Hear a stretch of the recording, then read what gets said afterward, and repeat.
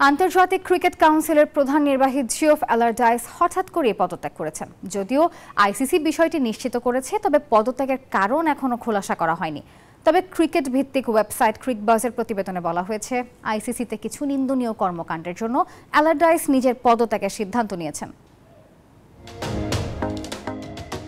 Geoff Allardice 2012 সালে cricket অস্ট্রেলিয়ার operations ম্যানেজারের দায়িত্ব ছেড়ে আইসিসিতে যোগ দেন। 2021 সালের নভেম্বরে তিনি আইসিসির প্রধান নির্বাহী পদে নিযুক্ত হন। দীর্ঘদিন সিও হিসেবে দায়িত্ব পালনের পর হঠাৎ এই পদত্যাগ, এবং অ্যালারডাইস কারণ হিসেবে জানান নতুন চ্যালেঞ্জ নিতে এই সিদ্ধান্ত নিয়েছেন।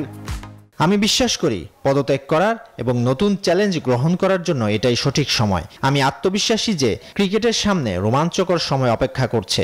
আমি আইসিসি ও বিশ্ব ক্রিকেট সম্প্রদায়ের ভবিষ্যৎ সাফল্য কামনা করছি।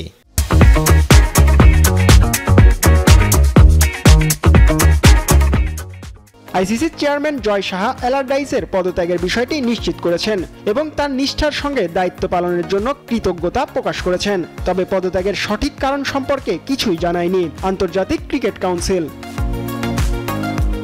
ক্রিকেট ভিত্তিক সংবাদ মাধ্যম ক্রিকবাজ জানায়, অ্যালারডাইস পদত্যাগের সিদ্ধান্ত নিয়েছেন আসন্ন চ্যাম্পিয়ন্স ট্রফির নানা ইস্যুতে অগ্রগতি না হওয়ায়, টুর্নামেন্টের সূচি ও ভেন্যু চূড়ান্ত করতে কালক্ষেপণ এবং ভারতকে স্বাগতিক পাকিস্তানে নিয়ে যাওয়ার বিষয়টি নিয়ে সংশয় ছিল।